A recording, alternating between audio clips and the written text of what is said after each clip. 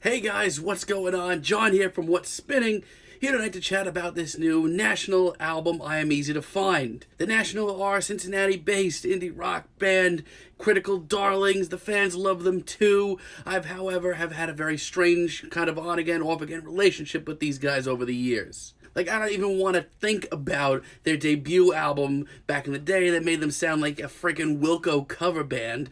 But instantly, right after that, they started picking things up, going for some more post-punk and straightforward songwriting, drifted away from the all-country.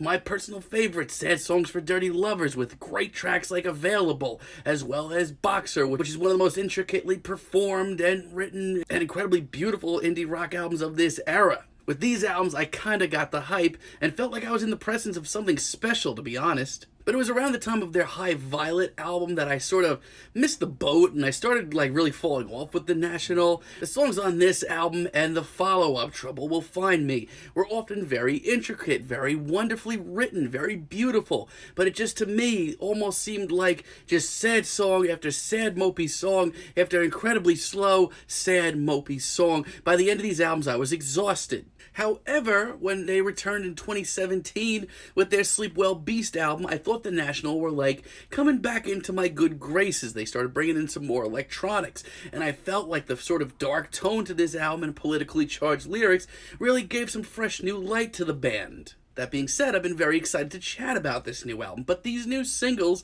have sort of been all over the place, ranging from really good to kind of really bad, and just reminding me of everything I hated about albums like Trouble Will Find Me.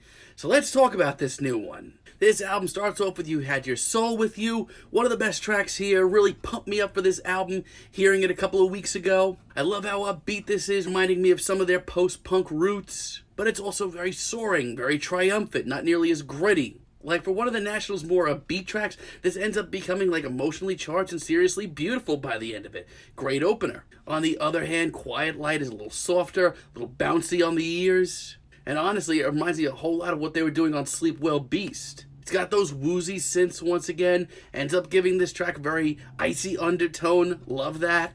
And lyrically, this is the sort of unbelievably detailed track that I've just come to love from these guys. I could take this in so easily. This may be a ballad, but it's far from the sleepy, dreary tracks that they were putting out for years. But don't worry, we'll get to those. Once again, for a more stripped-down track, Oblivions comes off really well. I love the sheer drama to this track and just how intense this one gets.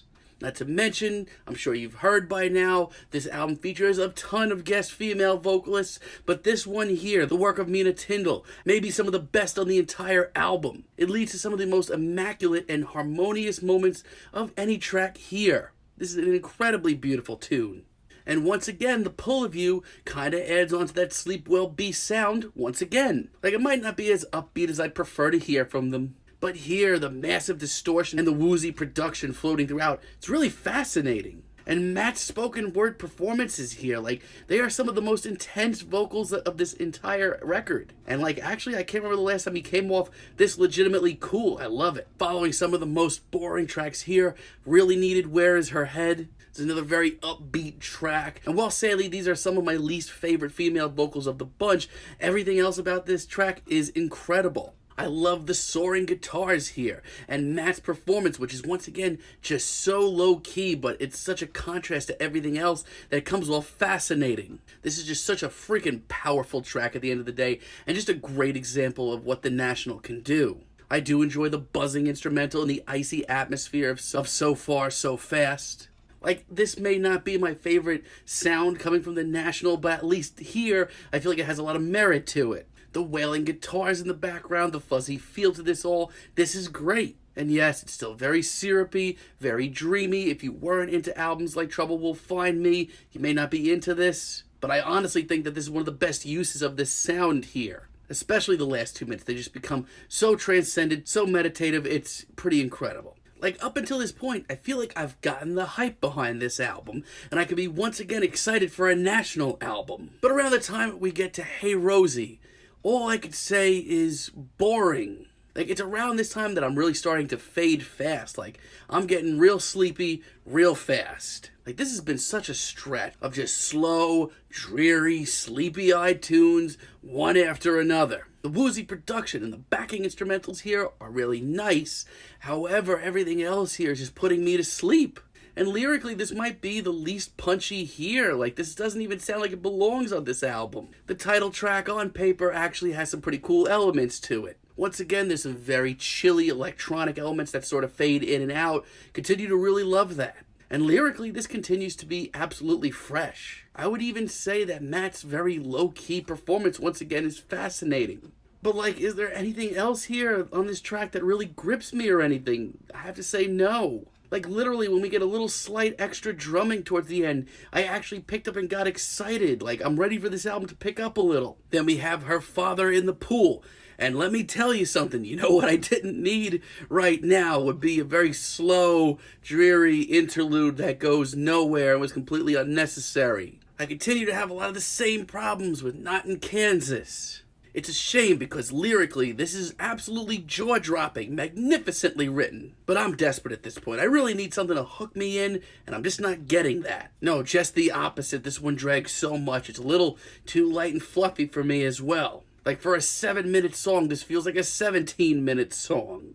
And then the other interlude that we get later, Underwater, like, yeah, it's certainly the better interlude here, but still, like, not really that necessary. The rest of this album is very middle of the road. Like, we get tracks that are really great, but we also get a handful of tracks that are, once again, very boring. Like, honestly, this album's over an hour long. I don't think it needed to be that. Roman Holiday very early on is the first track that I really kind of feel iffy about. Once again, a very sweet and stripped-down ballad. You may have noticed, but lyrically, I don't think that there's a single bad track here, except for maybe Hey Rosie. Roman Holiday does eventually pick up, has some really nice strings. But, like, this is such a telling track for the first half of the album. This really shows just that this album's about to slow down in a big way. Now, Dust Swirls in Strange Light is actually pretty fascinating. Like, it starts off pretty stunningly, to be honest. The heavy use of choir vocals and all. Really cool. But once again, nothing really comes of it. Like, it leads to a couple of breathtaking moments, but then it just turns into this deconstructed interlude that goes on for way too long. And of all the singles here, I really can't rave about Hairpin Turns. And it's a shame because this track has so much potential. The harmonies here are freaking beautiful. Just so many of these slow, sleepy-eyed tracks back to back. Like, I am desperate to hear something a little different. And while, yes, I do eventually, right now is just not the time. And it's a shame because guess what? This track is freaking beautiful. Hell, there are moments where I literally have to, like, stop, pause, and wipe my eye a little bit, but I just can't, like, rant and rave about this the way that other people are right now. However, the National do save some of the best tracks here for last. Take, for example, Rylan, which, honest to God, I have nothing bad to say about. It's triumphant and upbeat, and it's heavy-hitting in the National's own sort of way, and lyrically, this may be the most intense track here. The harmonies are brilliant, of course. Like, dare I say, this may be the catchiest track here. No wonder this is such a live staple for the National. Not only that, but I feel like this track just wraps up everything that's been truly great about this album. And pound for pound, this album's finale, Light Years, might be the best ballad of the bunch. I mean, honestly, this track is absolutely heartbreaking. So much so that I really didn't care for it that much when I first heard it. But ironically, I feel like this track is kind of this entire album in the making. Like, every slow, sleepy-eyed tune here has been leading up to this. It's just as gloomy, but it's also just as meticulous and detailed, and it's absolutely incredible. I mean, hey, if you really weren't into the rest of the album, even lesser than me, like, this is going to continue to be torture for you, but I think this is one of the best tracks here. So I'm very torn on this new National album, because when it's good, I think that in this style, this slower, more precise style, I think it's some of the best tracks that the National have ever put out in this way. I love so much of the material here, but once again, like other bands this year, like Vampire Weekend, there's just so much material here. Over an hour of it, and I can really sit here and argue that it didn't need to be here as much. Not to mention, there's so many just slow, dreary tunes back to back to back. I need a little something in between, which I do get, but not nearly as enough for me. But still, like, it's the National. They're lyrically one of the best bands of this generation. Their performances are dramatic and stunning, and there's a huge message behind this album. You know, go check it out. No, this isn't probably going to end up on one of my year-end lists or anything like that, but still, the National are doing what they do best.